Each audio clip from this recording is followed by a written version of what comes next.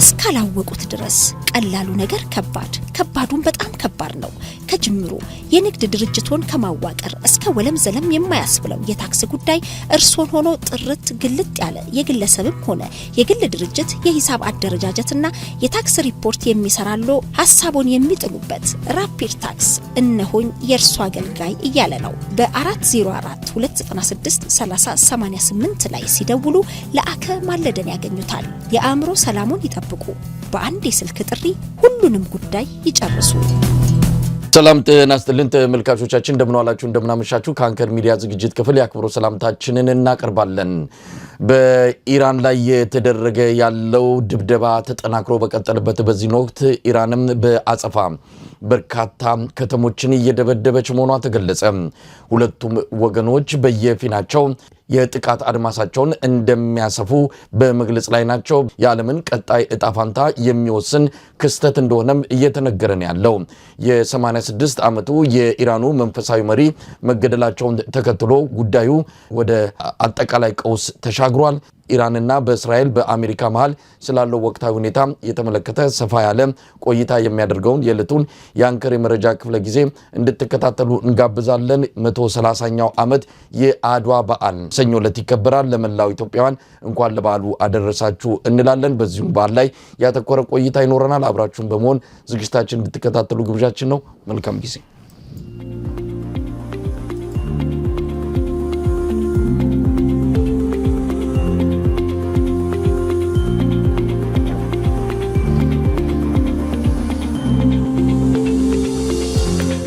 ጤና ይስጥልን ገለታው። ጤና ይስጥልን መሳይ፣ እንደምን አልክ? እንደምን አመሸህ?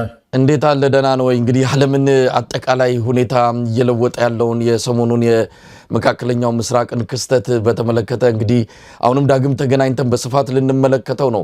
ገለታው እንዴት እየተከታተልክ ነው? 48 የሚደርሱ የኢራን ባለስልጣናትን በቅዳሜው ዕለት ጥቃት መገደላቸውን ነው መረጃዎች የሚያመለክቱት። የኢራን መንፈሳዊ መሪ አጠቃላይ መሪ የሆኑት አያቶላ አሊ ሀሚኒ እንግዲህ ተገድለዋል። እሳቸውን ጨምሮ ቤተሰባቸው በተለያየ አካባቢ የሚገኙ የሀገሪቱ ባለስልጣናት እንደዚሁ በእስራኤልና በአሜሪካ የጦር ጀት ድብደባ መገደላቸው ነው የተረጋገጠው። እንግዲህ ጉዳዩ እየከፋ ነው ያለው። ኢራን እበቀላለው ሁሉንም የተገደሉትን መሪዎቻችንን በተመለከተ የበቀል እርምጃ እንደምትወስድ ነው እየገለጸች የምትገኘው። አሜሪካና እስራኤልም አጠናክረው ጥቃታቸውን ቀጥለዋል። በርካታ የመካከለኛው ምስራቅ ሀገራት በኢራን የሚሳኤል ድብደባ ተፈጽሞባቸዋል። የተባበሩት አረብ ኤሚሬት፣ ጆርዳን፣ ኩዌት፣ ባህሬን ጨምሮ ሌሎችም ሀገራት እንደዚሁ በኢራን የበቀል በትር እየተመቱ ይገኛሉ። ገለታው እንዴት እየተከታተልከው ነው ያለው? ምናልባትም የዓለምን ፖለቲካ ይቀይራል ነው የተባለው። የመንግስታቱ ድርጅት በጉዳዩ ላይ ስጋቱን እየገለጸ ነው የሚገኘው። ምናልባትም የዓለም ስርዓት ተቀይሮ ይሄ በመደበኛውና ሰላማዊ በሆነው መንገድ አንድን ነገር ለመወሰን ሳይሆን ጉልበተኛ የሆኑ ሀገራት የፈለጋቸውን የሚያደርጉበት አዲስ አስጊና አደገኛ የሆነ አዝማሚያ እየመጣ ነው የሚለው ስጋት በመላው ዓለም እየተሰማ ይገኛል። ገለታው እንዴት እየተከታተልከው ነው? እንግዲህ ጦርነቱ ከተጀመረ ሁለተኛ ቀኑን ነው አይደለም የያዘው። በዚህ ቀን የሚያስገርመ ነገር የክሩድ ኦይል ወይም ድፍድፍ ነዳጁ በጣም እየጨመረ ነው። በየሰዓቱ እየጨመረ ነው ያለው እና በተለይ እንደ ኢትዮጵያ ላሉ ሀገሮች ተመልከተው ምን አይነት አደጋ ውስጥ እንደገቡ። የመርከቦች እንቅስቃሴ፣ የአውሮፕላን እንቅስቃሴ ስለተገታ አሁን ወደ 71 ነው 72 ዶላር ገባ ከ60 ምናምን። ጦርነቱ ከመነሳቱ ከሁለት ቀን በፊት እኮ 67 ነው እንደዚህ የነበረው። ዛሬ 72 ብር አካባቢ 72 ዶላር አካባቢ ገባ እና እንግዲህ በሚቀጥሉት ቀናት ምንድነው የሚሆነው የሚለው አንዱ ይሄ ነው እና ይሄ በቀጥታ የዓለምን ሕዝብ በሙሉ የሚያገኝ ኢኮኖሚ ጉዳይ ነው። ወደ ኢኮኖሚ ቶሎ የገባሁት አሁን በቅርብ ያየሁት መረጃ እሱ ስለሆነ ነው። በዚህ በጦርነቱ ላይ በጣም ብዙ አስተያየቶች እየመጡ ነው መሳይ።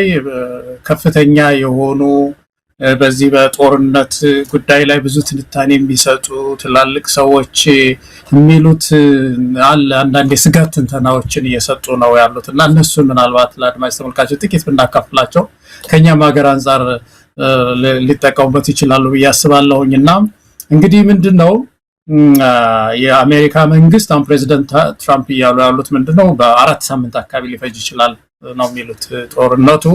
በዚህ 4 ሳምንት ውስጥ የምንፈልገው እናሳካለን ነው የሚሉት። የሚፈለገው ምንድነው ተብሎ ሲጠየቅ የሬጂም ቼንጅ ወይም ደግሞ የመንግስት ለውጥ ነው እናመጣው።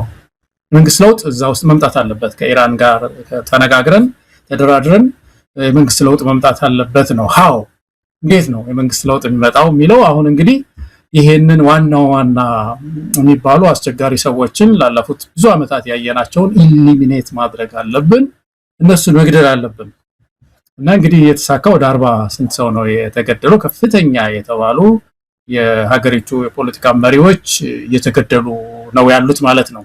እንግዲህ ምንድነው የፖለቲካ በተለይ እዚህ ሀገር ፖለቲካን የሚከታተሉ ሰዎች የሚያነሱት ነገር ምንድነው?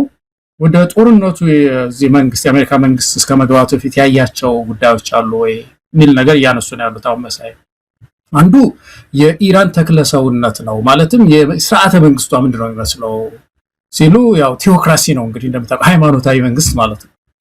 ሃይማኖታዊ መንግስት ነው፣ ቴዎክራሲ ነው። እና ይሄንን እንዴት ነው የሚቀየረው? የቴዎክራሲው እንዴት ነው የሚቀየረው? ይሄንን ሲነካ ደግሞ ሃይማኖታዊ ነገሮች ሊቆሰቆሱ ይችላሉ ወይ? የሃይማኖት ግጭት ሊነሳ ይችላል ወይ? በዚህ ሰበብ ኢራን ይሄንን ልታቀጣጥል ትችላለች የሚለው ነገር እየተከታተሉት ነው። እስካሁን ባለው ሁኔታ የአረብ ሊግ እንደምታውቀው ለምሳሌ የለችም። በእርግጥ ኢራን አረብ ሊግ ውስጥ የለችም። አረብ ናት ተብሎም አይታሰብም። ያው ፋርሶች ናቸው። በአይደንቲቲ ደረጃም የአረብ አይደንቲቲ ያለን የሚሉ ናቸው። ወደ 22 ሀገሮች የተሰባሰቡ እዛ ውስጥ የለችም። እሷ አባልም አይደለችም። የአረብ ሊግም እንደውም በተቃራኒው ነው መግለጫ እያወጣ ያለው። ቅድም የጠቀስካቸው ሀገሮች እየደበደበች ስለሆነ ኢራን። ስለዚህ መልኩ በአጠቃላይ ይሄን የሙስሊሙን ዓለም ማለት ነው ከሃይማኖት ጋር የማያያዝ ነገሩ እስካሁን ጎልቶ አልታየም እና በዚህ ደረጃ ያለው ነገር አሳሳቢ አልሆነም በዓለም ላይ ማለት ነው። እሱ በጣም ከባድ ነገር ስለሆነ ስርዓተ መንግስቷም ሃይማኖታዊ ስለሆነ የሃይማኖት መሪውም ስለሆነ የተገደሉት ማለት ነው። ኢራን ውስጥ ግን ተቃውሞች ተነስተዋል። ሰውየው ለምን ተገደሉብን የሚል የቁጭት እንቅስቃሴዎች ኢራን ውስጥ እየተካሄዱ ነው ያሉት። በሁለተኛ ደረጃ የተነሳው ፖለቲካዊ ይዘት ያለው ሪሊ ሰዎችን በመግደል ኢሊሚኔት በማድረግ እነዚህ ዋና የፖለቲካ መሪዎችን በመግደል ስርዓቱን ይገሉታል ወይ? ፕሬዚደንት ትራምፕ ስርዓቱ ይገደላል ወይ ነው የሚል ጥያቄ ነው ያነሱባቸው ዜጎቻቸው። እዚህ ሀገር ዜጋም የተለያዩ ሀገር ሰዎችም እያነሱ ያሉት ይገደላሉ ወይ ስርዓቱ ነው። አሁን ምንድነው እየተባለ አሁን እየመጣ ያለው መሳይ ምንድነው ሰክሰሰርስ የሚባል ለካ ተተኪ አቋቁመዋል። ከሌ ቢገደል ይሄ ጦርነቱ አሜሪካ ስትዘጋጅ ባለፉት 2 ወራት እነሱ ደግሞ ፓራለል መንግስት የሚባል አለ እኛ ሀገር ለካ ከኛ ሀገር ተምረውት እንደሆነ አላውቅም። ይሄ ምንድነው ትይዩ እንትን አቋቁመው ምንድነው ያደረጉት? ከሌ ሲሞት ከሌ ይተካል፣ ከሌ እንትን ቢል ከሌ ይተካል የሚል አስተዳደር ፈጥረዋል አሁን ኢራን ውስጥ። ስለዚህ ይሄ ጉዳይ ደግሞ ጦርነቱን ወደ ምን ሊያደርሰው ይችላል? በተለይ እነዚህ ረቂቅ አደረጃጀቶች ቶሎ የማይጨበጡ አደረጃጀቶች ካሉ እርግጥ አሁን በተባለው አይነት የሚታዩ ሰዎችን በመግደል የኢራን ጉዳይ በቀላሉ በአጭር ጊዜ ውስጥ ሊፈታ ይችላሉ። ይሄ ረጅም በተለይ ፕሬዚዳንት ትራምፕ ያሉት በ4 ሳምንት ውስጥ ሊጠናቀቅ ይችላሉ። አሜሪካንስ ምን ያህል ዋጋ ነው የሚያስከፍላት? አካባቢውስ ምንድነው የሚሆነው የሚለው አንዱ እሱ ነው የተነሳው። ሌላው ጉዳይ ደግሞ ምንድነው የተነሳው? ጦርነቱ ይሄን ያህልስ ይህ ዋጋ ያስከፍል ነበር ወይ? ለምሳሌ ኳታር ተመታች። አሁን ተመልከት እንግዲህ ኢራቅ ተመታለች፣ ዮርዳኖስ ተመታለች፣ ሳውዲ አረቢያ ተመታለች እና ኦማን ደግሞ አሁን በተለይ የኦይል መተላለፊያው እሱም በድሮን ተመታ ዛሬ ኦማን ማለት ነው። እና ይህ ሁሉ በቀድሞ ታስቦ ነበር ወይ ይሄ ሽፋን ኢራን ይሄን እንደምታደርግ?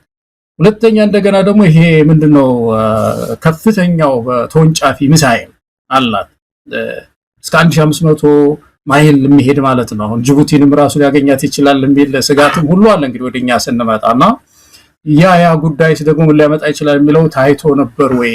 በዚህ ስፋት ይሄን ያህል ችግር ሊያመጣ ይችል ነበር ወይ ብለው ወደ ጦርነቱ ሲገቡ አይተውት ነበር ወይ የሚለውም እየተተቸ ነው ያለው። በመጨረሻ አንዱ ያሰማሁት ኢምፖርታንቱ ነገር ኢራቅ እንግዲህ ኢራን እንደምታውቀው ወደ 90 ሚሊዮን የሚደርስ ህዝብ ነው ያላት። ትልቅ ሀገር ናት። የኢራቅን ወደ 10 ምናምን እጥፍ የምታክል ናት። እና ይሄ አሁን ሰዎቹን እነዚህ ዋና ሰዎቹን የመግደሉ ነገር ቢሳካ እነዚህ ተተኪ የሚባሉት ወደ በረሃ የመላክ የማሰራጨት እና ሽምቅ የመፍጠር ችግር ፈጥሮ ምናልባት ሀገሪቱ ስቴትለስ ልትሆን ትችላለች። ግን እንደ አፍጋኒስታን አካባቢ እንደታየው አይነት ራሽያም ማናው አሜሪካም ሄደው ሁለቱም ተሸንፈው የወጡበት ማለት ነው። የወጡበት ሁኔታስ ሊፈጠር ይችል ሆነ ወይ? ምን ጥቅም ይኖረዋል? ሄዶ እኮ የተሻለ ስርዓት መፍጠር ነው። አሸባሪ ማአት ከአንድ አሸባሪ ብዙ አሸባሪ የሚፈጠር ከሆነ እዛ አካባቢ የሚፈለገው የአሜሪካስ መስዋዕትነት ይሄን ያህል ዋጋ ተከፍሎ ምንድነው የሚመጣው የሚለው ነገር ተደቅኗል መሳይ አሁን በዚህ ሰዓት እና የፖለቲካ መጫወት እንትን ሆኗል፣ መነጋገሪያ ሆኗል። ከሁሉ በላይ ግን ቀጥሏል። ኢራንም እጅ አልሰጥም የተተኪዎቿን እያደረገች ግብረ መልስ እየሰጠች ነው ያለችው። እንግዲህ ተከታታዮችን ደግሞ እያየን በተለይ ከአካባቢያችን ጋራ ደግሞ ከኛ ከአፍሪካ ቀንድ ጋራ ያለውንም ተዛምዶ ደግሞ እንወያይበታለን። ገለታው ምናልባት መጪው የኢራን ሁኔታ ምን ይመስላል፣ የዓለምስ ሁኔታ ከዚህ በኋላ ምን ሊሆን ይችላል የሚለው ነገር እንዳልከው በተለያዩ የፖለቲካና የወታደራዊ ባለሙያዎች ትንታኔ እየተሰጠ ይገኛል። ኢራን እንዳልከው ተተኪ መሪዎችን መድባለች። በእያንዳንዱ አሁን አያቶላ አሊ ሀምኒን የሚተኩ ወደ 6-7 ሰዎች ስም ዝርዝር እየወጣ ነው የሚገኘው። ምናልባት የሳቸውን ያህል በሳቸው ልክ በሳቸው ጫማ ውስጥ ሆኖ ይህንን የኢራንን አጠቃላይ እንግዲህ እሳቸው ከ1989 ጀምሮ ነው በዚህ ቦታ ላይ የነበሩት። ኢራንን በከፍተኛ ደረጃ በውስጣዊም ሆነ በተለያየ መልኩ ጠንካራ እንድትሆን አድርገዋል ብለው ብዙዎች ኢራናውያን የሚያምኗቸው መሪ ናቸው። በሳቸው ልክ ይገኛሉ። አሁን የመጣውን የአሜሪካንና የእስራኤልን የተባበረ ክንድ መመከት የሚችል በዛ ደረጃ መቋቋም የሚችልና አቅም ያለው ጥንካሬ ያለው ሰው ይመጣሉ የሚለው በብዙዎች ዘንድ በጥርጣሬ እየታየ ነው። እንግዲህ ምንድነው እረኛው ምታው መንጋው ይበተናል ነው። እኚህ አያቶላ አሊ ሀምኒ ሲመቱ ብዙዎች ይበታተናሉ ብለው ጠብቀው ነበረ። እንዳልከው ግን አሁን የተበታተነ ነገር እያየን አይደለም። ግን ምን ያህል ይዘልቃል ነው። አሜሪካና እስራኤል የተባበረ ክንዳቸው በጣም ጠንካራ ሀገራት ናቸው። በጣም የዓለምን ሁሉ ነገር መቆጣጠርና መወሰን የሚችሉ ሀገራት ሆኗል። ነገር ግን ያን የሚያደርጉት ህገወጥ በሆነ መልኩ የተባበሩት መንግስታትን ወደ ጎን ገሸሽ አድርገው መሆኑ ደግሞ የበለጠ ስጋት እየፈጠረ ይገኛል። እንግዲህ ገለታው ምን ሊሆን ይችላል ከዚህ በኋላ? ዓለም ወዴት ልታመራ ትችላለች? እንግዲህ ፕሬዚዳንት ትራምፕ ወደ ስልጣን ከመጡ ጀምሮ በተባበሩት መንግስታት በኩል ሳይሆን በራሳቸው እንደውም አሁን በቅርቡ ቦርድ ኦፍ ፒስ ነው የሚል አንድ ሌላ ተቀጥያ ተባበሩት መንግስታትን ስልጣን የሚጋፋ አንድ የሆነ ተቋም መስርተዋል። በዛም አማካይነት በሂደት የተባበሩት መንግስታትን አቅም የሚያዳክም እንቅስቃሴ ውስጥ በስፋት ለመግባት መዛታቸውም ነው በቅርቡ የሰማ ነው። የቬንዙዌላውን ፕሬዝዳንት በህገወጥ መልኩ አምጥተዋል። እንደዚሁም ሌሎች እርምጃዎችን እየወሰዱ ነው ተብለው ይታማሉ። አሁን ደግሞ ኢራን ላይ በኃይል የአንድን ሀገር ሉዓላዊ ወሰን አልፈው መሪውን ገለው ምን ለውጥ ሊያመጡ ይችላሉ? ዓለም እየተቀየረች ነው። ከዚህ በኋላ ጉልበት እንጂ ህግና ስርዓት ዓለምን ሊመራት አይችልም የሚል ትልቅ ስጋት ደግሞ ተከትሎ መጥቷል። ምናልባት ኢራን ለአንድ ሳምንት ለአንድ ወር አሜሪካንና እስራኤልን ተቋቁማ ልዘልቅ ትችል ይሆናል። ከዛ ባለፈ ግን ሁለቱና ሀገራት ፍላጎታቸውን እንዳያሟሉ ማድረግ የሚችል አቅም ሊኖራት እንደማይችል ነው የሚታመነውና ከዚህ አንጻር መጪው ጊዜ ምን ሊሆን ይችላል? ኢራን ብዙ ልትሄድ ትችላለች፣ ሀገራትን ትደበድባለች። ያው እልህም ብስጭትም ቁጭት ውስጥም ስላለች በተወሰነ ደረጃ ሀገራትን በሚሳይል እየደበደበች ልትቆይ ትችላለች። ግን የምትፈልገው ልታገኝ ትችላለች ወይ ነው ጥያቄው። አሁን ምንድነው ኢራን ታማ ነበረ ሰሞኑን በከፍተኛ ሁኔታ ህዝባዊ እምቢተኝነት የተነሳባት ምድር ናት እና ወደ 20,000 ሰው ነው እንደውም አንዳንዶች ከዛ በላይ ነው የሚሉት ያለቀው ህዝባዊ እምቢተኝነት ተነስቷል እና የቆየ ነው የስርዓት ለውጥ ፈልጓል የኢራን ህዝብ እና በዚህ ላይ ነው እንግዲህ የአሜሪካ እና እስራኤል በተቀናጀ ሁኔታ ጦርነት የጀመሩት። እነዚህ ሰዎች በ20,000 ሰው ባለቀበት ሰላማዊ ትግል ውስጥ ሊለቁ አልቻሉም። አደረጃጀታቸው ከባድ ነው። ሰው ዝም ብሎ ሲጨርሱ የሚኖሩ ናቸው። በህዝባዊ እምቢተኝነት የሚለወጥ አይደለም ነው እንግዲህ የዚህ የረጅም ቼንጁ በዛ በኩል አልሰራም የሚል ግምገማ እኮ ነው ወደዛ ጦርነት ወሰዳቸው ነው ፕሬዚደንት ትራምፕ። እና እንግዲህ ምንድነው አሁን ቅድም ያነሳሳናቸው ነጥቦች አሳሳቢ ሁኔታውን የኢራንን ፊውቸር እና ደግሞ የሪጂዮንን ፊውቸር የሚያሳዩ ናቸው። ነገር ግን እንግዲህ የኢራን ህዝብ ነው አሁን የሚወስነው። የኢራን ህዝብ የተሻለ መንግስት ፈልጓል፣ ዴሞክራሲ ፈልጓል። ይሄ የሰው ልጆች ፍላጎት ነው የሚመስለኝ እኔ። ምንም እንኳን ከሃይማኖቱ ጋራ ከእሴቱ የማይርቅ መንግስት መገንባት ቢፈልግም ነገር ግን ይሄ ዴሞክራሲ ዘመኑ ያመጣውን መልካም አስተዳደር ማየት፣ ምርጫ ማድረግ እንደዚህ ወዘተ የብሔር ሃይማኖትና ብሔር ዘለል ፍላጎቶች ናቸው፣ የሰው ልጅ ፍላጎቶች ናቸው እና ያን ፍላጎቱን ማሳካት ይኖርበታል እና የኢራን ህዝብ ከዚህ ጋር አሁን ያለው ከዚህ እንቅስቃሴ ጋር ጦርነቱ ጋር ያለው እንቅስቃሴ ምን ይመስላል ነው የሚወስነው የሚመስለኝ የሚቀጥለውን ጉዳይ መሳይ። አሁን ባለው ሁኔታ በተለይ እነዚህ ሃይማኖት ነክ የሆኑ ሰዎች ሲገደሉ የተወሰኑ ቅሬታዎች እየታዩ ነው ያሉት። አንድ ጊዜ አንስተናል። ፓናማ ሄዳ አሜሪካ የፓናማን ፕሬዚደንት ይዛ ስትመጣ ስታቲስቲክስ የሚያሳየው ወደ 80% የሚሆነ የፓናማ ህዝብ ተደስቶ ነበር በወቅቱ። እንግዲህ ሉዓላዊነት እኮ ተደፍሯል፣ የፓናማ የህዝቡ ሉዓላዊነት ተደፍሯል። ግን የዛ ሰውዬ ብሶት ያ ሰው በጣም ስላሰቃየው ህዝቡን ማንም ይምጣና ይወሰድልን ከዚህ ብለው ድጋፍ ያሳዩበት ሁኔታ ነበር የነበረው እና እንግዲህ የኢራን ህዝብ አንድ ወሳኝ ሆኖ ነው የሚታየው። ሪጅኑ ግን የተወሰነ ጊዜ መበጥበጡ አይቀርም። የመርከቦች ቅድም እንዳልነው የአየር ጉዳይ መስተጓጎል አለ። ከሁሉ በላይ ግን የነዳጅ አካባቢ ነው። ሶስተኛ ናት ይመስለኛል እኮ ኢራን በነዳጅ እንትን ምንም እንኳን መሸጥ ባትችልም አሁን ባለው ሁኔታ ግን ያላትን ፖቴንሻል እንኳን መጠቀም አልቻለችም እስካሁን ባለው ሁኔታ። አካባቢው የነውጥ አካባቢ ሆኖ ይቆያል የተወሰነ ጊዜ ማለት ነው። እንግዲህ ገለታው ሁኔታው በጣም እየተጋጋለ የመጣበት ጊዜ ላይ ነው የምንገኘው። እስራኤል በድጋሚ መደብደብ ጀምራለች የኢራን የተለያዩ አካባቢዎችን ነው። እንግዲህ 48 ያህል የሀገሪቱን ባለስልጣናት ከገደለች በኋላ ምናልባት ማን ቀርቶ ነው ፕሬዝዳንቱ እና ሌሎች ካልሆኑ በስተቀር በተለይ በወታደራዊና በደህንነት ስለላ ውስጥ ያሉ የኢራን ከፍተኛ አመራሮች ሰለባ ሆነዋል ነው የሚባለው። ለማንኛውም እዚህ አሜሪካም የሞቀ ክርክር የጋለ ሁኔታ ነው የተፈጠረው። ፕሬዝዳንት ትራምፕ ከኮንግረሱ ፍቃድ ሳያገኙ ነው ይህንን ያደረጉት ነው። አሜሪካ እንግዲህ ጦርነት ማድረግ የሚችለው ፕሬዝዳንቱ ከኮንግረሱ ፍቃድ ሲያገኝ እንደሆነ በህገ መንግስቷ ያስቀመጠችው ጉዳይ ነው።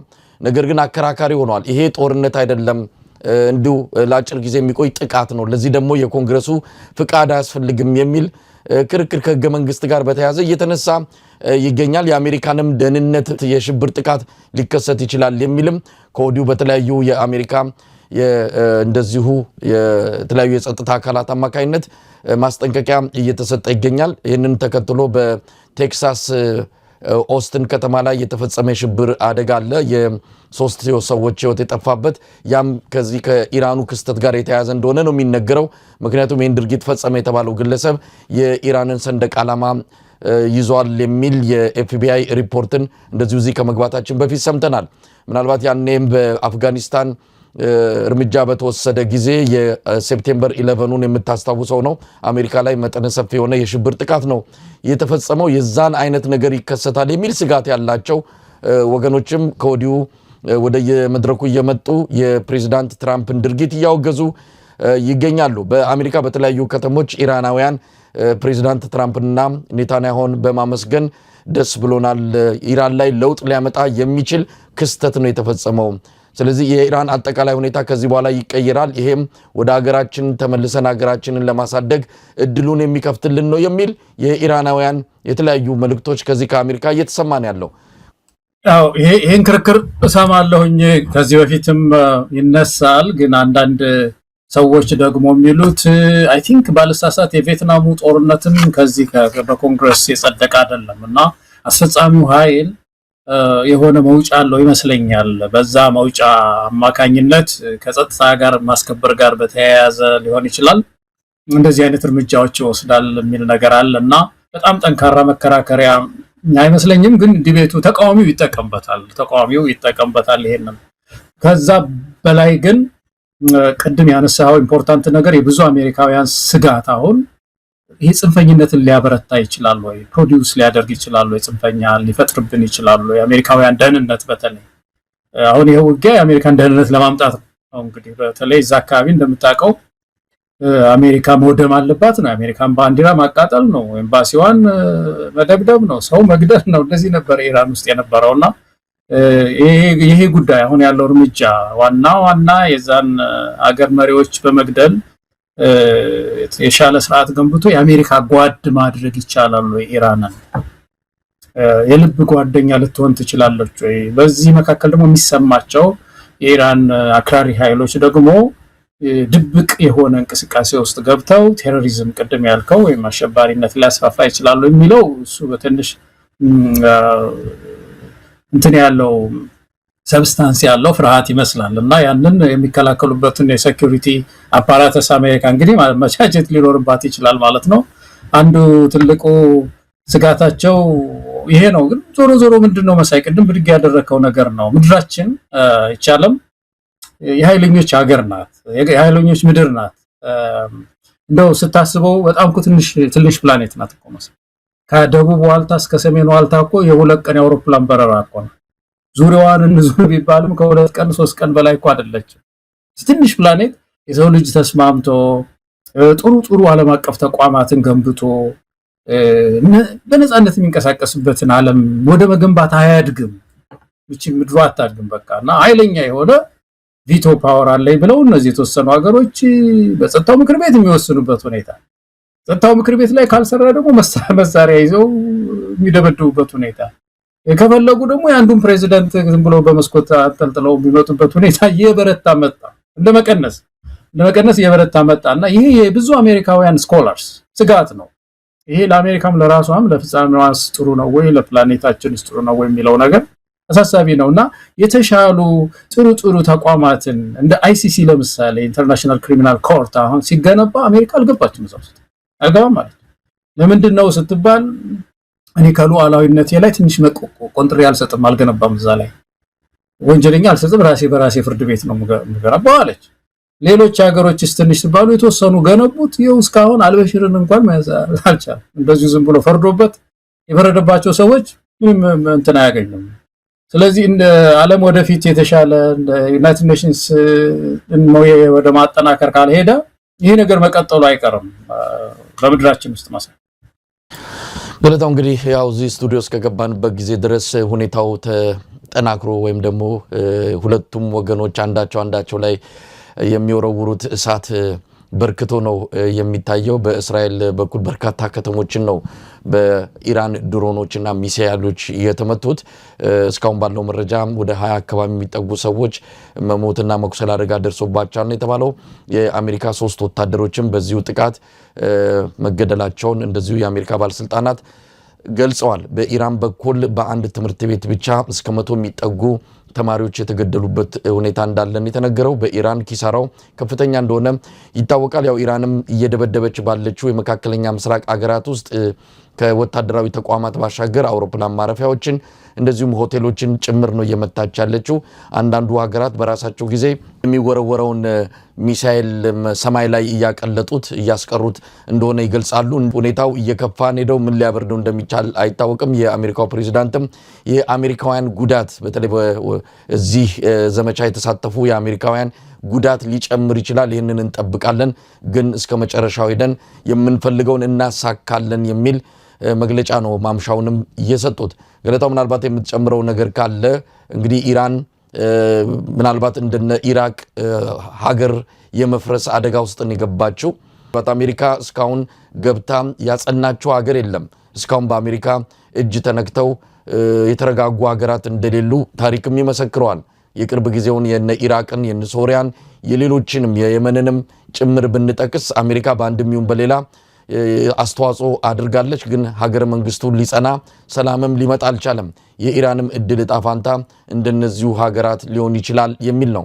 አይ ቲንክ ይህን ጉዳይ ወደ ቤታችን ማምጣት በዛ ቢጠቃለል ጥሩ ይመስለኛል። መሳይ ኢትዮጵያውያን አንደኛ ምንድነው ኢትዮጵያን የምናስበው በዚህ ሰዓት መካከለኛው ምስራቅ ላይ እንደዚህ አይነት ትርምስ ሲፈጠር እኛን በየት በኩል ነው ሊያጠቃን የሚችለው? ዓለም አቀፋዊ ኃላፊነታችንስ ምንድነው? እንደ ታሪካችን እንደ ኢትዮጵያዊነታችን ያልን እንደሆነ አንደኛ ይሄ ጦርነት አሁን ሃይማኖታዊ ይዘት እንዳለው አድርገው የሚያራግቡ ሰዎች ሲኖሩ ኢትዮጵያ የሙስሊም የክርስቲያን ሀገር ስለሆነች እንደዛ አይነት ነገር የለውም፣ አይታይም። አሁን እንደዛ አይነት ቀለም የለውም። ስለዚህ እንደዚህ አይነት ቀለም ሰጥቶ በተለይ ኢትዮጵያን ለማተራመስ የሚፈልጉ ሰዎች ወዲያ ወዲህ የሚሉ ሰዎች ካሉ እነሱ እንዲታቀቡ ማድረግ ጥሩ ነው። በጨዋታችን መካከል የጦፈ ክርክር ስለሆነ ሻይ ቤትም ማኪያቱም እየጠጡ የሚነሳ ስለሆነ ከሃይማኖት ጋር ማያያዝ ተገቢ አይደለም። እንደዛ እንዳነ ሁለተኛው ይሄ ጉዳይ እንትን ኢኮኖሚያችንን በጣም ያገኘዋል መሳይ። እኛ ድፍድፍ ብቻ መግዛት ብቻ እንዳይመስል በጣም የምናሳዝን ሀገር ነው። የድፍድፍ ማጣሪያ የለም፣ ኦይል ሪፋይነሪ የሚባለው ማለት የለ። ስለዚህ አጣርተን ከአንድ ቦታ ድፍድፍ እንገዛና ሌላ ሀገር ነው የምናጣራው። እና የነዳጅ ዋጋው አሁን እየጨመረ ነው። በዚህ ፍጥነት ሲጨምር አብይ አህመድ ደግሞ እየጨመረ በሄደ ቁጥር ኢኮኖሚው በጣም ነው የሚጎዳን። ንግዳችን፣ የመርከብ እንቅስቃሴ፣ አውሮፕላን እንቅስቃሴያችን እየተጎዳ ነውና በዚህ ላይ እንግዲህ በተለይ ኢኮኖሚ በባከን ስለሚገጥመን ኢትዮጵያውያን በተለይ የውስጥ ችግሮቻችን ወደ መፍታት ረጅም ቼንጅ እኛ ኢትዮጵያ ውስጥ ወደ ማምጣት መታገል፣ መተባበር፣ እጅ ለእጅ መያያዝ ይኖርብናል በዚህ ክፉ ጊዜ ሪጅናችን። ሁለተኛ እንደገና ደግሞ ኢትዮጵያ ውስጥ ለምሳሌ እርስ በርስ ጦርነት፣ ግጭት ቢነሳ ዞር ብሎ የሚያየን የለም። በዚህ ከባቢ ውስጥ እኛ ምንም ኢሹ አንሆን። የትግራይ ጦርነት ብሎ የሚዘግብ ዜና አይኖርም መሳይ። የትግራይ ጦርነት ብሎ እንደ ምናምን የሰሜን ጦርነት የሚባል ሲኤንኤን የምትለው ነገር ማነው አይዘግብልን? ዝም ብለን ነው የምንተላለቀው። ያጫርሱን የፈለጉ ሰዎች በእንደዚህ አይነት ትርምስ ውስጥ ሊኖሩ ስለሚችሉ ኢትዮጵያን ተባብረን እጅ ለእጅ ተያይዘን ተጠጋግተን የረጅም ቼንጅ ኢትዮጵያ ውስጥ የምናመጣበትን ሁኔታ ብናስብ ጥሩ ይመስለኛል። ገለታው፣ ወደ ሌላኛው ርዕሰ ጉዳይ እንሄዳለን። የአርሲው ክስተት ነው። አርሲ ባለፈው 21 የኢትዮጵያ ኦርቶዶክስ እምነት ተከታዮች ከተገደሉ በኋላ ነገሩ የሚቆም እንዳልሆነ ገልጸን ነበር። አዎ አልቆመም። በማግስቱ ተጨማሪ 8 የኢትዮጵያ ኦርቶዶክስ እምነት ተከታዮች ተገድለዋል። የሚቆም እንዳልሆነ የገለጹ ወገኖች አሁንም ጭምር በከፍተኛ አደጋ ውስጥ የሚገኙ ዜጎችን ማትረፍ ካልቻልን የበለጠ እልቂት እየመጣ ነው የሚል መልእክት ነው እያደረሱን የሚገኘው። ገለታው፣ ይህንን ቪዲዮ እንመልከተው። እንግዲህ ኢትዮጵያውያን ናቸው። በገዛ ቀያቸው በገዛ ሀገራቸው እንደዚህ አይነት ሰቆቃና ሰቀቀን ውስጥ ገብተዋል።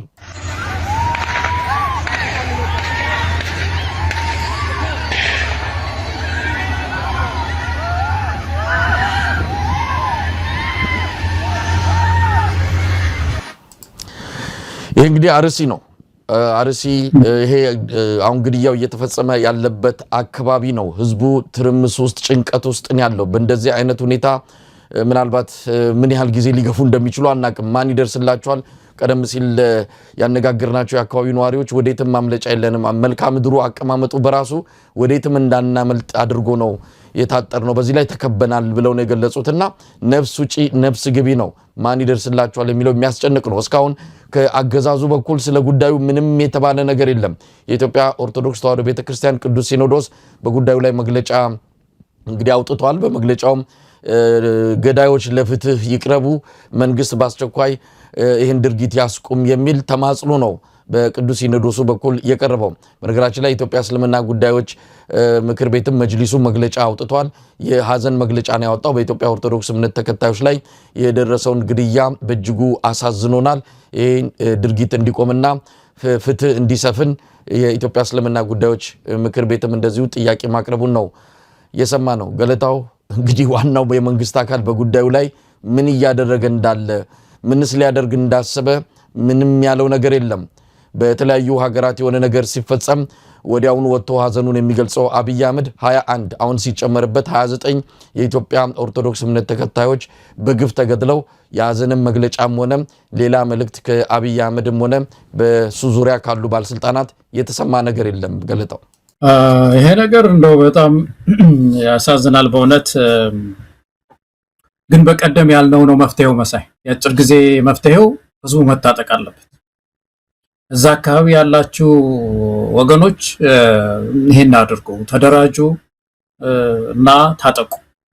ታጥቃችሁ ዘብ በየተራ ይሄ ሮንድ ነው የሚባል ነገር ነበረ በከተማ ውስጥ እየዞሩ ማደር ማለት በተራ እንደዚህ አይነት ልምድ ውስጥ ግቡ።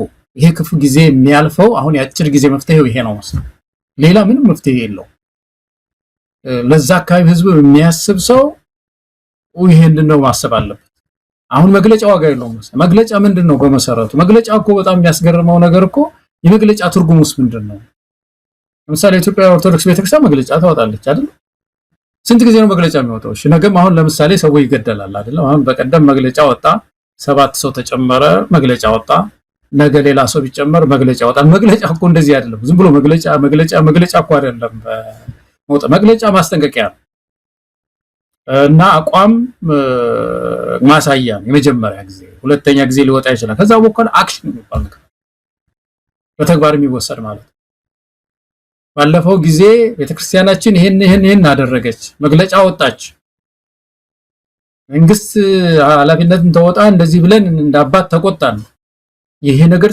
ግን ሲሆን አላየን ህዝባችን እያለቀ ነው ምእመናችን እያለቀ ነው ያለው ስለዚህ ውጭ እናድራለን እጅ ሰላም ውጭ ነው የምናድረው ቤት አንገባው ብሎ እኮ ውጭ የሚያድሩ ሰዎች መንገድ ላይ የሚተኙ ሰዎች እኮ መኖር አለበት መሰል ይሄ ከባድ ነው ይሄ ሰላማዊ ትግል ነው መቼም ቤተክርስቲያን ሰዎች አባቶች ጠመንጃ ያነሱ ታጠቅ ያለው ወጣቱን ግን እነዚህ የሃይማኖት ሰዎች ግን በዚህ ደረጃ የሚያስመርር አይሆንም ወይ የእንቱ የግፉ ብዛትና የግድያው የጭካኔው መጠን በዚህ ልክ አያስነሳም ወይ የሚለው ነገር እኮ ነው በዚህ የኢትዮጵያ ኦርቶዶክስ ተዋሕዶ ቤተክርስቲያን ቅዱስ ሲኖዶስን እንዳልከው በደንብ መውቀስም ይገባል እንግዲህ እስካሁን ብዙ ተጮኸ እስካሁን የአባትነታችሁን ያህል በተቋም ደረጃም ደግሞ ተጽዕኖ የመፍጠራችሁን አቅም ተጠቅማችሁ ይሄን ነገር አስቁሙ የሚለውን ተደጋጋሚ ጩኸት ችላ ያሉ ይመስላሉ አሁን የወጣው መግለጫ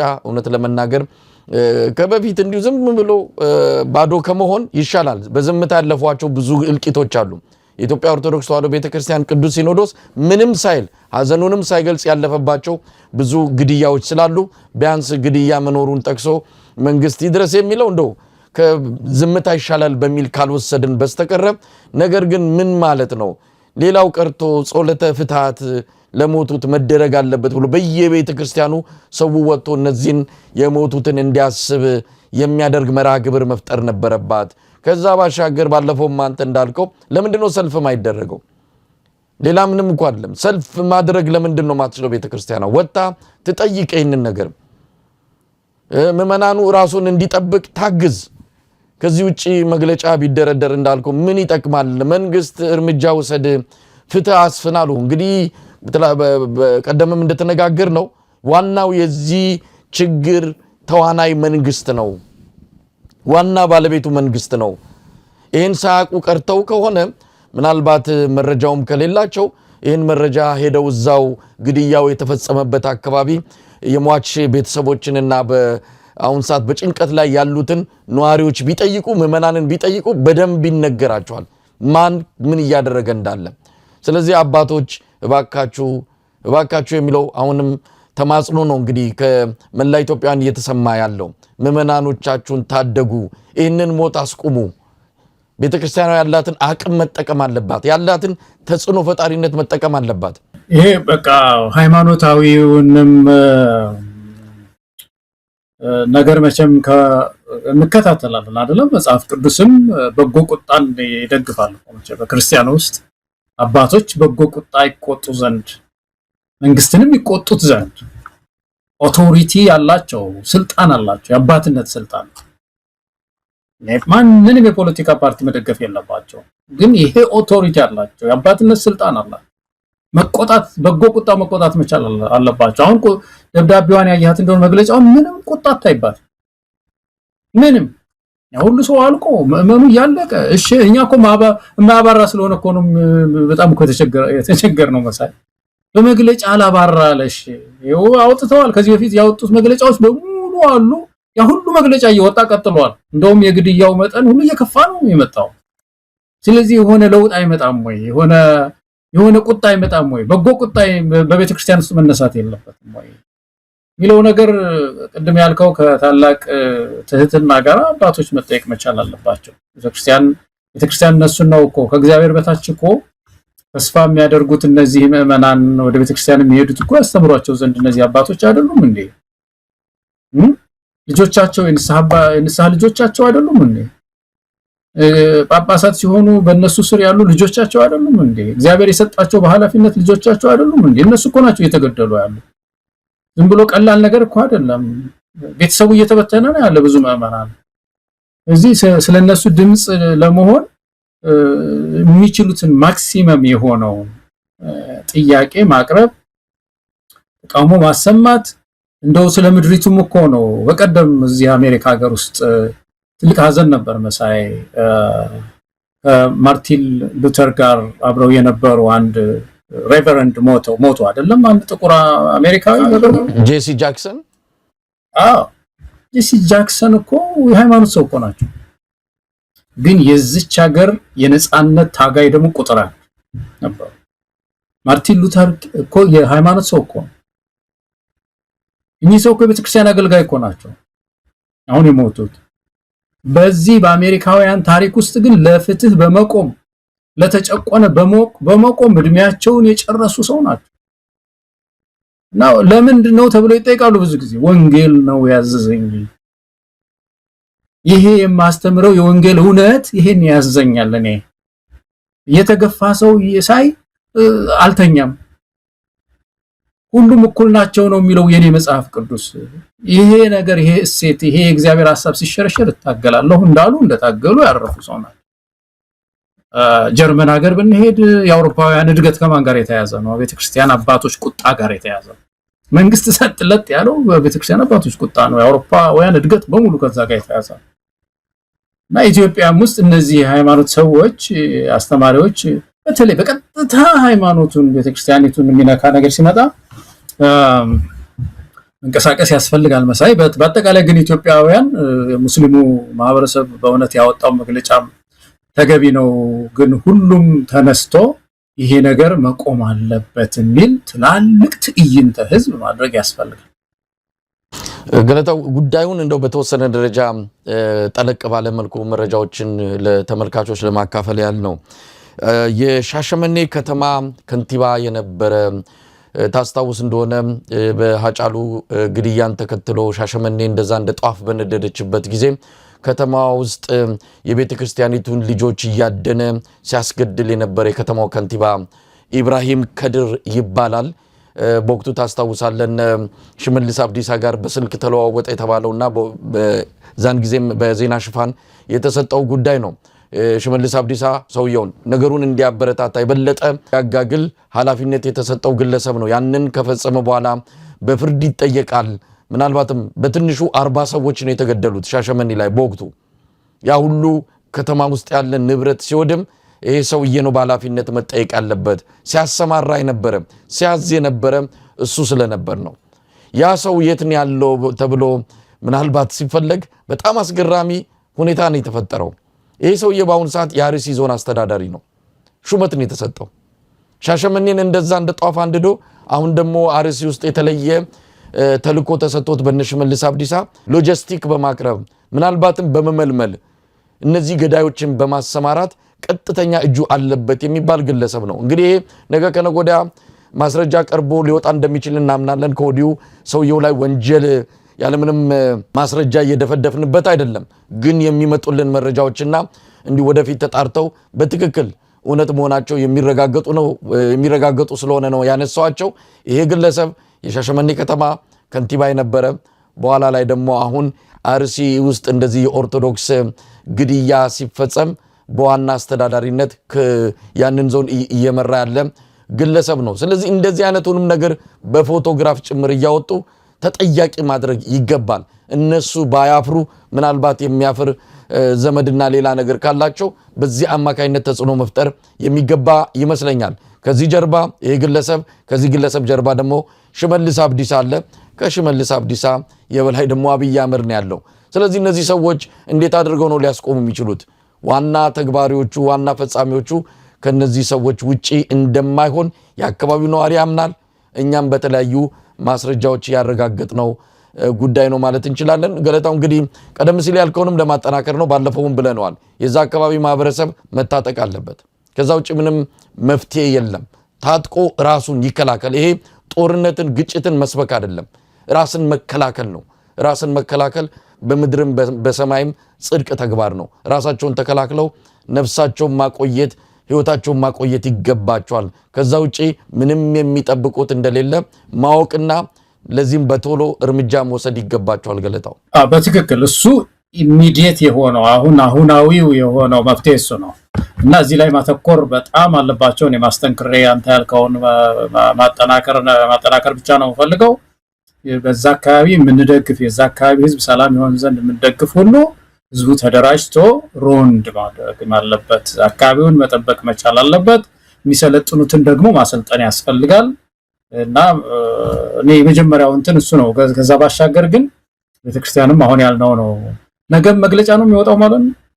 ከዛም መግለጫ ነው፣ ከዛም መግለጫ ነው፣ ከዛም መግለጫ ምን ያደርጋል እኮ አሁን መግለጫ እኮ ደረጃዎች አሉት። አንድ ሁለቴ ነው የሚወጣው፣ 3 ጊዜ ነው። ከዛ በኋላ የዓለም ህዝብ እንደዛ ነው የሚያደርገው።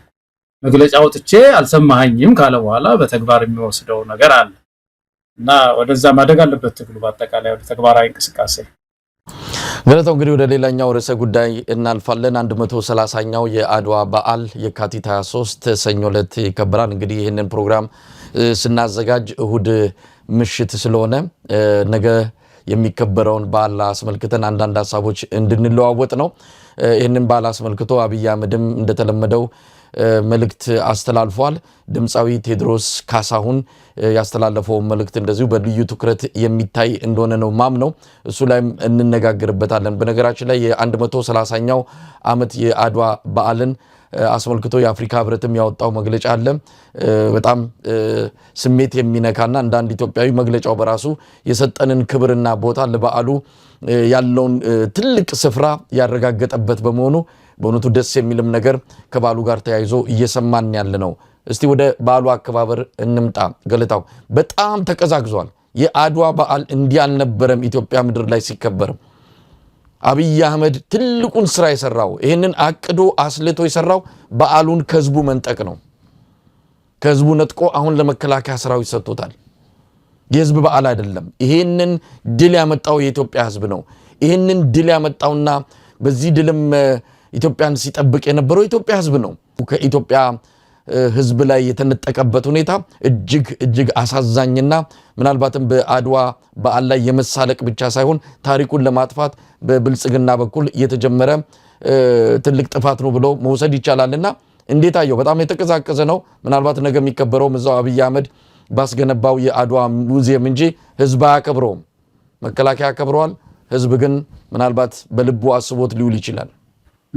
የአድዋ ከድሉ ባሻገር የዚህ አከባበር በዓሉን የምናከብርበት መንገድ የራሱ ባህል እየወለደ ነበር። መሳይ የራሱ ባህል እየፈጠረ አሁን አዲስ አበባ ውስጥ በዚህ በቸርችል ጎዳና ተደርጎ እስከ አድዋ አደባባይ ድረስ አጼ ምኒልክን የመሰለ ሰው ተቀምጦ እንደዚህ አይነት ስርዓቱን የጠበቀ የሆነ ባህል ፈጠረ እና የኢትዮጵያ ባንዲራ ከፍ ብሎ ወጣቶች እንደ አባቶቻቸው የፎከሩ በስሜት እያንዳንዱ የኔ ነው ብሎ እንዳልከው የህዝብ በዓል ስለሆነ ያ ካልቸር ሆኖ ወደፊት እኮ ምን እየሆነ ነው የሚሄደው? በቃ ደንበኛ ባህል ሆኖ ነው የሚቀጥል ነው የሚሆን የነበረው እና ምን ሰብረው ወስደው እንዳልከው ዝም ብሎ በዚህ በባንድ ምናምን ነገር ተደርጎ እንዲያልፍ አይነት ነገር እያደረጉ ነው ያሉት።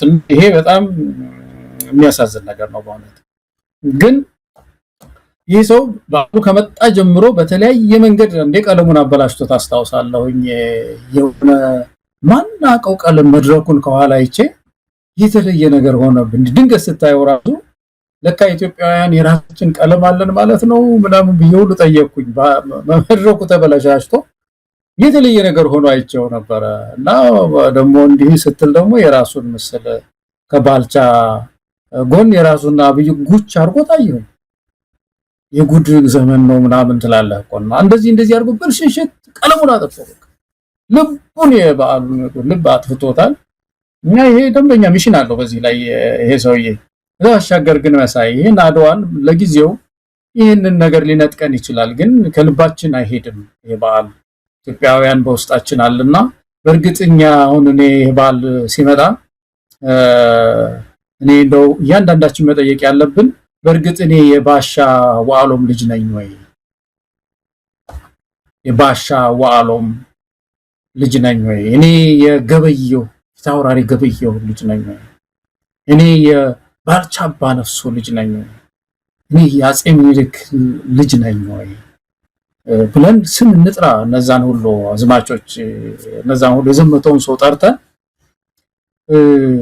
እንዴት ነው ያለነው አሁን ኢትዮጵያውያን የነዛ ጀግኖች ልጆች ነን ወይ የሚለው ነገር ያ ያሳፍረኛል መሰለኝ። አሁን ደግሞ በጣም ያፈርኩት ደግሞ የቅድም የዚህ አፍሪካ ዩኒየን ይሄን በዓል መልክ አስመልክተው መሐመድ አሊ ዩሱፍ ናቸው አይደለም እሳቸው ባወጡት መግለጫ ላይ ይሄ ድል የአፍሪካን ምን ይላሉ? የአፍሪካን ክብር ዲግኒቲ ይላሉ። የአፍሪካን ክብር እና ሉዓላዊነት እና አንድነት ያጸና የአፍሪካውያን ድል ነው ብለውት ነው ቁጭ ያሉት። የአፍሪካውያን የጥቁር ህዝቦች ላቲን አሜሪካ ድረስ ነው በዚህ ድል የሚቆሩት። ላቲን አሜሪካ አካባቢ ያሉ ሁሉ ኢትዮጵያን ነው የሚጠቅሱት። ትላንትና የሆነ የራት ግብዣ ነበረ መሳይ በአድዋ ዋዜማ ላይ እና እዛ ላይ ተሳትፌ ነበርና አንድ ወንድም ፕሬዘንት ያደርግ ነበር ይናገር ነበር ይሄንን አድዋን በተመለከተና በጣም አስገራሚ ነገር ትንታኔው በጣም ነው የሚመስጠኝ።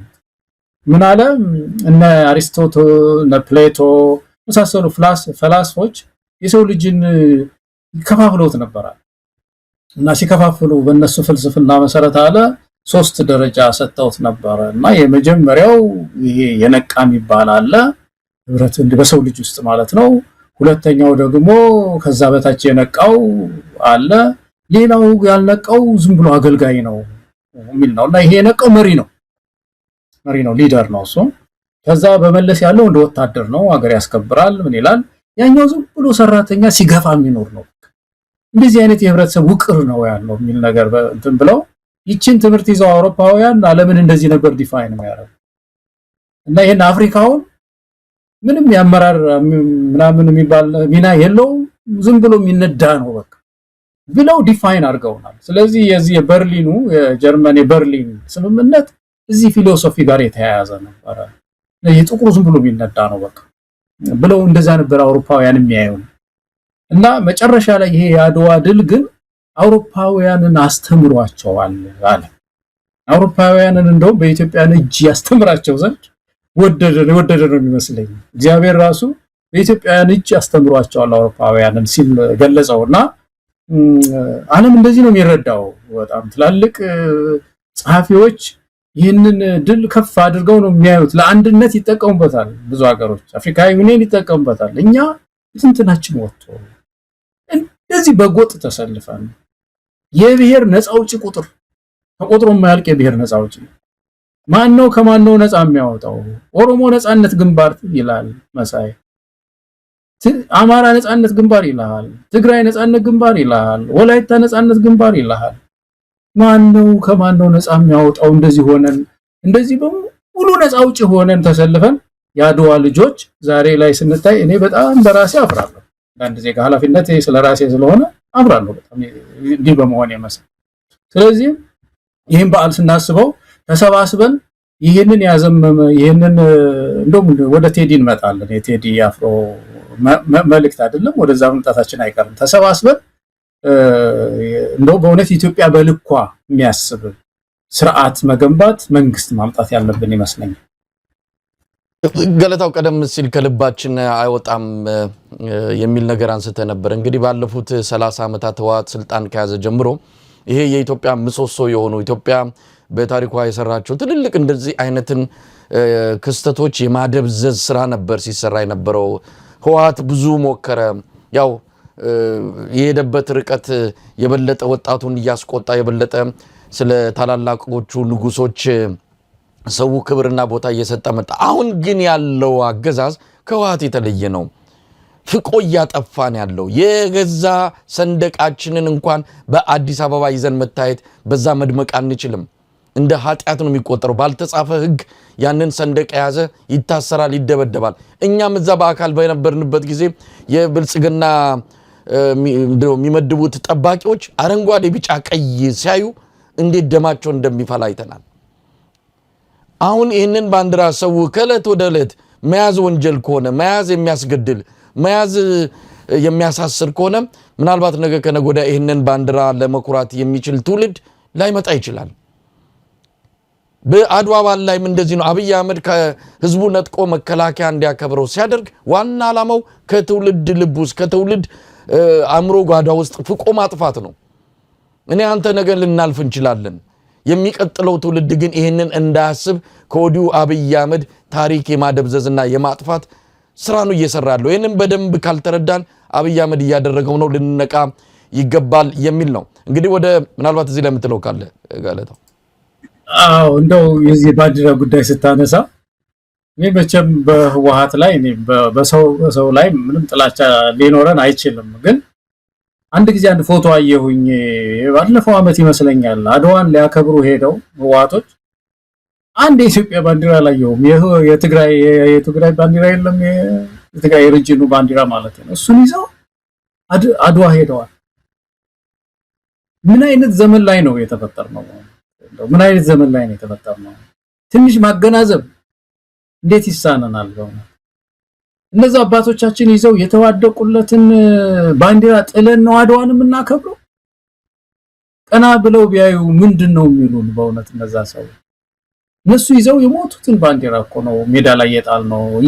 እየቀደድን ከላያቸው ላይ እየቀደዱ እንትን እያደረጉ እህታችንን ነጠላ አረንጓዴ ቢጫ ቀይ ነው አድዋ ይዘው የዘመቱት ይሄን ነው እያሉ እየቀደዱ ደግሞ አድዋን አክብሩ የሚባል ያ ባል ነው። በቀደም ያነሳ ነው እኮ ነው አያው ፓራዶክስ ወይም ደግሞ ምን ያህል ግጭት ውስጥ ነው ያለ ነውና እናዝናለሁ። እንደው ይሄ የባንዲራ ጉዳይ ስታነሳ ይሄ ትዝ ብሎኝ ነው መሳይ። ከለታ ውስጥ አብይ አህመድ በዚህ ጉዳይ ላይ ወደ አስተላለፈው መልእክት እንምጣ። መልእክቱን በተመለከተ እንግዲህ ያው የሃይማኖት በዓላትንም ሆነ እንደዚህ ህዝባዊ በዓላትን እየጠበቀ የራሱን የብልጽግናን ምንድነው ትርክት እየጫነ የሚያስተላልፋቸው የተለያዩ መልእክቶች አሁንም ከዛ ጋር በተያያዘ መልኩ ያደረገው ስለሆነ በደንብ አንስተ ነው የተወሰነ ሐሳብ ብንሰጥበት ጥሩ ነው። የ130ኛ ዓመት የአድዋ በዓልን አስመልክቶ ያስተላለፈው መልእክት ስርዓታትና መሪዎች ሊቀየሩ ይችላሉ የሚል ዋና የመልእክት ጭብጥ ያለው ነው። ስርዓትና መሪዎች ሊቀየሩ ይችላሉ። በአንዳንድ ጉዳዮች ልዩነቶች ይኖራቸው ይሆናል። ስለ ሀገራቸው ያላቸው አቋምና ለሀገራቸው የሚያወጡት አቅም ግን አይቀየርም። እንግዲህ አቋምና አቅም የቃላት ጫዋታውን እዚህ ጋር መመልከት ነው። እንደዚህ ያው በብልጽግና የተለመደ ነው። አብይ አህመድ እንዲህ አይነት የቃላት ጫዋታዎችን በየመግለጫዎቹ የሚሰነቅር በመሆኑ አሁንም የተለየ ነገር አላየንም። ወደ አድዋ የዘመቱ ጀግኖቻችን ሁሉ በሁሉም ነገር የተስማሙ አይደሉም። አንድ ዓላማ ነበራቸው እንጂ አንድ አይነት አልነበሩም። አንድ ሀገር ነበራቸው እንጂ አንድ ባህልና እምነት አልነበራቸውም። በዛ ጊዜ ሀገራቸውን ከርተው ከጠላት ጋር ያበሩ ባንዳዎች ነበሩ። ለጊዜያዊ ጥቅም ሲሉ ዘላቂ የሀገራቸውን ጥቅም የሸጡ ምንደኞችም ነበሩ። ከባዳ ጋር ወግነው ወገናቸውን ያስማሙ ደላሎችም ነበሩ ይላል። እንግዲህ እዚህ ጋር የባዳና ባንዳ ትርክታቸውን ነው በዚህ በአድዋ መልእክትም አብይ አህመድ የሰነቀረው። ጀግኖቻችን እናቶቻችንና አባቶቻችን የተዋጉት ከወራሪው ጣሊያን ጦር ጋር ብቻ አልነበረም፣ ከምንደኞች ከባንዳዎችና ከሀገር ደላሎች ጭምር እንጂ። አርበኝነት ማለት ባዳና ባንዳን ማሸነፍ ማለት ነው። አርበኝነት ማለት ለሀገር ጥቅም ሲባል የግል ጥቅምን ማሸነፍ ማለት ነው። የአድዋ ድል በዓል እነዚህን ሁሉ የምናስታውስበት ነው።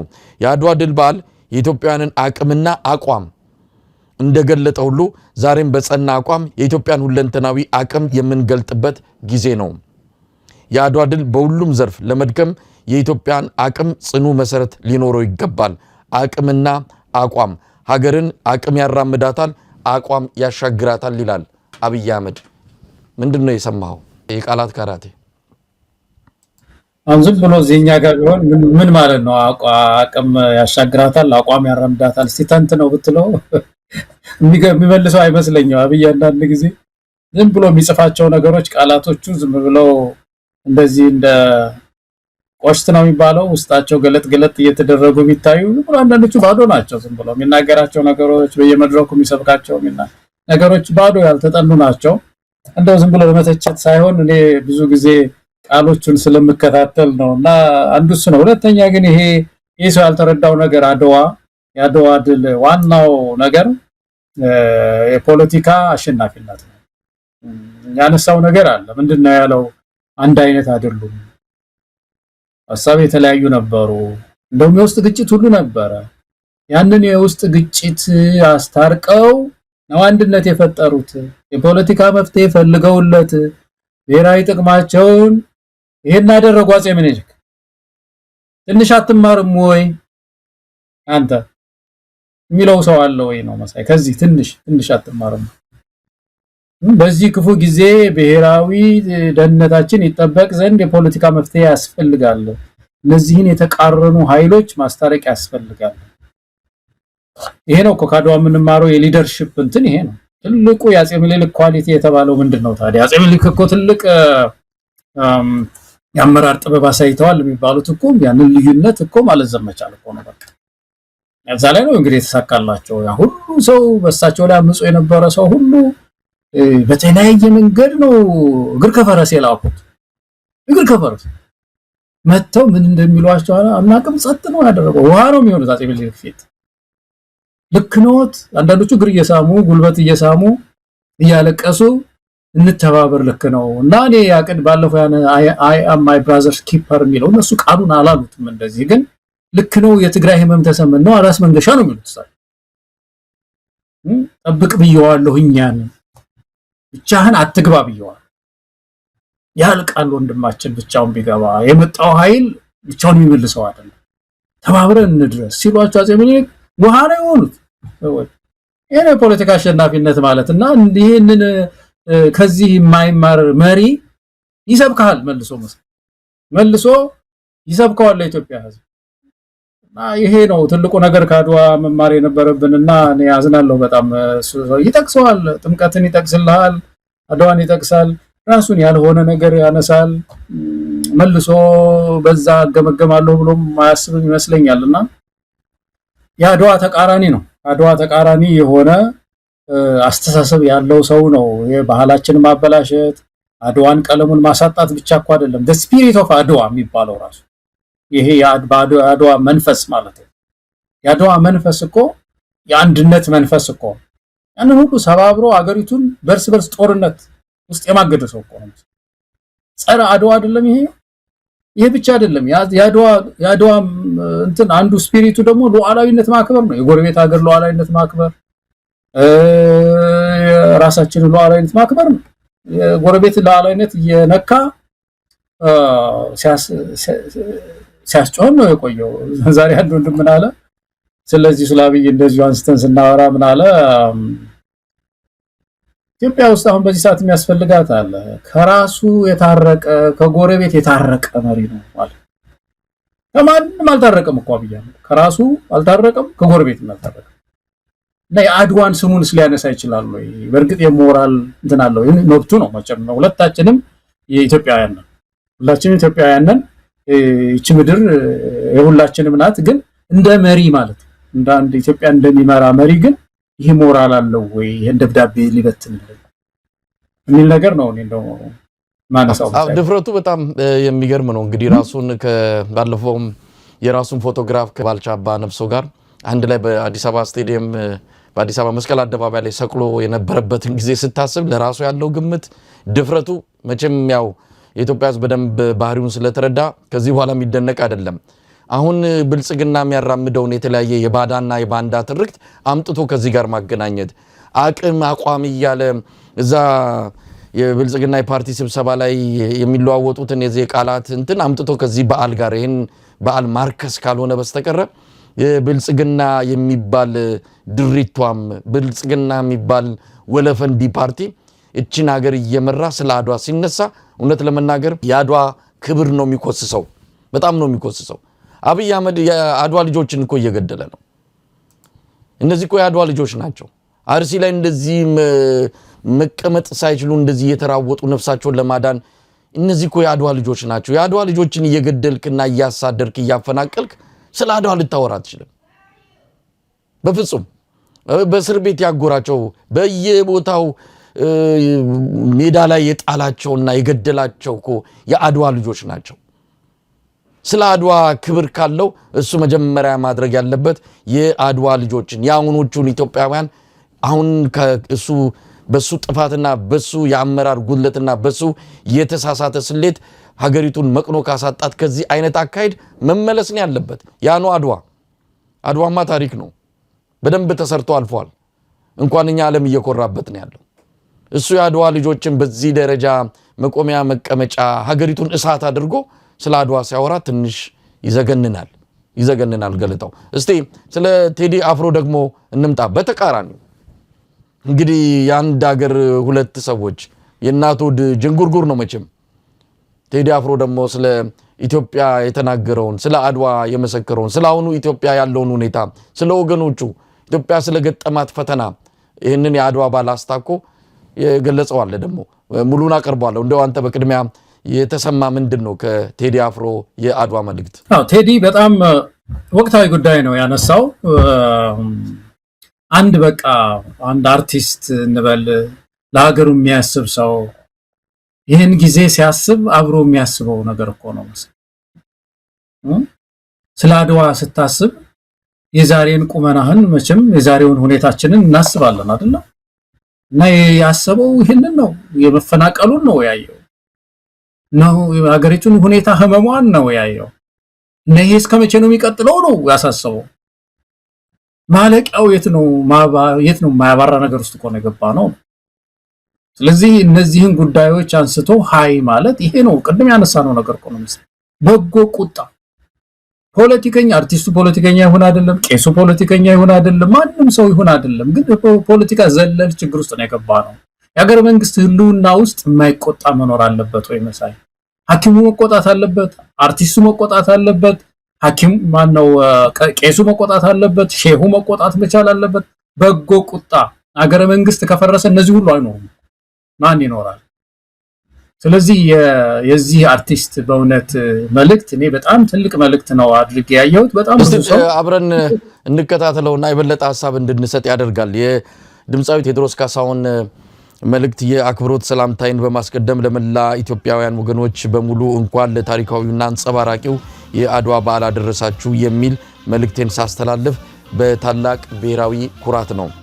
የዘንድሮ የ130ኛው የአድዋ በዓል ስናከብር ከቅርብ ዓመታት ወዲህ በአገራችን ባለው የፖለቲካ ለመረጋጋት ሳቢያ በተለያዩ የአገራችን ክፍሎች እስካሁኑ ሰዓት ድረስ በማንነታቸው ብቻ ተለይተው እጅግ ኢሰባዊ በሆነ መንገድ በአሰቃቂ ሁኔታ በግፍ እየተገደሉ ያሉ እንዲሁም የአካልና የስነ ልቦና ጉዳት የሚደርስባቸው ብሎም ከቤት ንብረታቸው ከቀያቸው የሚፈናቀሉ ንጹሃን ወገኖቻችንን በሊና ጸሎት እያሰብንና ለዚህም እየተባባሰ ለመጣው ትኩረትም ለተነፈገው ማህበራዊና ሀገራዊ ቀውስ መንስኤ ሀገራችን ኢትዮጵያን ላለፉት ቀላል ለማይባሉ ዓመታት ቁልቁል ሰብቆ የያዛት የዘር ፖለቲካ መሆኑን አጽንኦት በመስጠት ከመቼውም ጊዜ በላቀ መላው ኢትዮጵያውያን ዘር ሃይማኖት ሳንለይ በአንድነት በመቆም ለጋራ ህልውናችን ስጋት የሆነውን ጎሳን መሰረት ያደረገ ስርዓት ለአንዴና ለመጨረሻ ጊዜ በቃ ልንለው የሚገባ መሆኑን በጥብቅ በማሳሰብም ጭምር ነው። ፍትህ በግፍ እየሞቱ ላሉና ትኩረት ለተነፈጉ ንጹህ ወገኖቻችን ኢትዮጵያም ለዘላለም ትኑር፣ ፍቅር ያሸንፋል። ቴዎድሮስ ካሳሁን ቴዲ አፍሮ። ግሩም መልእክት፣ በእውነት በጣም ትልቅ ድንቅ የሆነ መልእክት ነው ገለታው። የአፄ ምኒልክ ታሪካዊ መልእክት ቅልብጭ ያለች ናት አይደለም? የአድዋ ክተታቸው እና ውስጧ ግን ስትተነተን እኮ መጽሐፍ የሚወጣው መልእክት ነው። በጥቂት ቃላት ሰፊ መልእክት ነበር ያስተላለፉት አፄ ምኒልክ እና ቴዎድሮስ ያስተላለፈው በዚህ አጭር 2-3 አንቀጾች ውስጥ ሰፊ ጉዳይ ነው ያነሳው። የሀገሪቱን መተሳሰሪያ መርሆ ነው ያነሳው። ይሄ የዘር ፖለቲካ ያመጣብንን ጣጣ ነው መተንተን የሞከረው። ከዚህ እንዴት ደግሞ መውጣት እንዳለብን ነው እየተናገረ እየጮኸ ያለው፣ እንደ አርቲስት ድምጹን እያሰማ ያለውና እኔ ትልቅ መልእክት ነው ያስተላለፈው። አንድ መሪ ሊለው የሚገባው ነገር አልነበረም ወይ? በጣም እኮ ያሳዝናል እኮ ሳይምል አንድ ሌላው ግልብጥብጥ ያለ ነገር እኮ ሆነ። በጣም ነገሩ ሰውየው ሌላ ነገር ነው የሚያነሳው፣ ዋናው ፖለቲካ መሪው ማለት ነው። ሌላው ዜጋው ደግሞ አርቲስቱ ደግሞ ሀገር መንግስት ነገር እንደዚህ ያሳስበው እና እኔ በጣም ያሳዝነኛል። እንደ ወቅቱን ሳይ ግን ይሄ ወንድም ያነሳው መልእክት በእውነት ሁላችን ልንገዛው የሚገባ መልእክት ነው። ቴዲ አፍሮ ከቅርብ ጊዜ ወዲህ በጣም ዝምታ አብዝቷል። ያው ኢትዮጵያ ውስጥ ያለው ይሄ በጣም ጭጋጋማ የሆነ የፖለቲካ ሁኔታ ለአርቲስቶችም የሚመች አይደለም። አብይ አህመድ አንድ እሱ ከሚያራምደው የፖለቲካ አስተሳሰብና በተለየ መልኩ የሱን መንግስት የሚተች አርቲስትም ይሁን ሌላ ነገር ካለ እንዴት ተረባርበው እንደሚያስሩ ደብዛን እንደሚያጠፉ መቼም ለቴዲ አፍሮ ተሰውሮ አይደለም፣ ያውቀዋል። ይህ ስርዓት የከፋ የሚሆነው ከህወሓት ዘመን እንዲህ አይነት ነገር መስማትም አይፈልግም። ምናልባት ቴዲ አፍሮ ይህንን ሁሉ ሊመጣበት የሚችልም ነገር ካለ ሌላም ነገር ካለ የምናውቀው ነገር የለም፣ ግን ያ ነገር አስፈርቶት አይደለም። ከዛ ይልቅ ኢትዮጵያ የገባችበት ማጥን ያሳሰበው የጮላትም በድምፁ ፈጣሪ በሰጠው ጸጋ ሲያዜምላት የኖረችው ኢትዮጵያ አሁን ታማለች። ስለዚህ ዝም ማለት አልቻለም፣ ይህንን መሸሽ አልቻለም። የጎሳ ፖለቲካ ነው ኢትዮጵያን ለዚህ ዳረጋት ብሎ እንቅጩን የተናገረው ትልቁን ህመሟን ነው ቴዲ ነቅሶ ያወጣው። ቴዲ በዘፈኑ ነው ኢትዮጵያን የሚያስባት የሚያከብራት ከፍ የሚያደርጋት። ዛሬም በዚህ መልእክቱ ይህንን ነው ያየነው። በእውነቱ በጣም ደስ የሚል ነው። በአንድ በኩል በብልጽግናው አገዛዝ የሚደርሰውን ግፍ እየሰማን ጆሮአችን ያመዋል፣ ልባችን ያዝናል። በዚህ በኩል ደግሞ እንዲህ አይነቱን መልእክት እያየን እንጽናናለን። ስለ ቴዎድሮስ ሳስብ አንድ ጓደኛዬ ያጫወተኝ ነገር ሁልጊዜ ይመጣብኛል። በጣም ኦብዘርቬሽኑ ወይም ምልከታው አስገርሞኝ ነበር። በወቅቱ ብዙ ጊዜ ነው ያነሳሁት መቼም እና ምንድነው ያለው ቴዲ አንድ ጊዜ ታስታውስ እንደሆነ በመኪና ሰው ገጭታል ተብሎ ወደ ፍርድ ቤት ሄዶ ነበር እና ፍርድ ቤት ሄዶ የፍርድ ቤት ፕሮሰሱ ሂደቱ ውስጥ እያለ የዲን ያላቅም ይላል፣ ፖሊስ አግኝቼዋለሁ ይላል። ፍርድ ቤት መጨረሻ ላይ ሲፈርድበት ሰው ፒቲሽን ተመጻጻፍ ጀመረ። ምን እያለ መሰለ ብዙ ሰው ያመነው ቴዎድሮስ ልክ ነው፣ ፍርድ ቤቱ ልክ አይደለም። ቴዎድሮስ ልክ ነው፣ ፖሊስ ልክ አይደለም። ቴዎድሮስ ልክ ነው፣ አቃቢ ህግ ልክ አይደለም። እና እንግዲህ ቴዎድሮስ ከአገሪቱ ተቋም ጋር እየተመዛዘነ በህዝብ ዘንድ የአርቲስት ነበረ ተቀባይነት የነበረውና ምን ያህል ወድቀናል አለ። እንግዲህ አንድ ሰው እምነት ቃል በህብረተሰቡ ውስጥ እምነት ኖሮት ተቋሙ ደግሞ ዋሽቶ ነው ውሸቱን ነው ብሎ አንድ ህዝብ የሚያምን ከሆነ ምን አይነት አገር ነው አለኝና በጣም አመለካከቱ እንትን ለውጦ ነበር። እና እውነት ነው። አሁን ዛሬም ያየነው ነገር ይሄ ነው። የዚህ ወንድማችን ምልከታ የሀገሪቱን ሀቅ ነው ያሳየው። ከፖለቲካ ሰዎች በላይ ነው የተነተነው እና ኢትዮጵያውያን የወንድም ያነሳውን መልእክት ከፍ አድርገን ይዘን ሌሎችም ትምህርት ሊሆናቸው ይገባል። ቅድም ያልነው ማሰሪያ ቢሆን መሳይ በጎ ቁጣ ያስፈልጋል። የአርቲስት ቁጣ፣ የቀሳውስት ቁጣ፣ የሼሆች ቁጣ ያስፈልጋታል ምድሪቱ። እንግዲህ ገለታው የአድዋ 130ኛ ዓመት በዓል በመላው ኢትዮጵያ ያው ለማክበር እድሉ ያልተሰጣቸውም ሆነ በሌላው የዓለም ክፍል እንደዚሁ በተለያዩ ስነ ስርዓቶች እያከበሩ ላሉት በሙሉ እንኳን አደረሳችሁ ለማለት እንወዳለን። እንግዲህ የዛሬውን ዝግጅታችን በዚህ ነው የምናበቃው። ገለታው በጣም ነው የማመሰግነው። እኔም አመሰግናለሁ መሳይ። መልካም አድዋ በዓል ላለው እንደገና መልካም ጊዜ።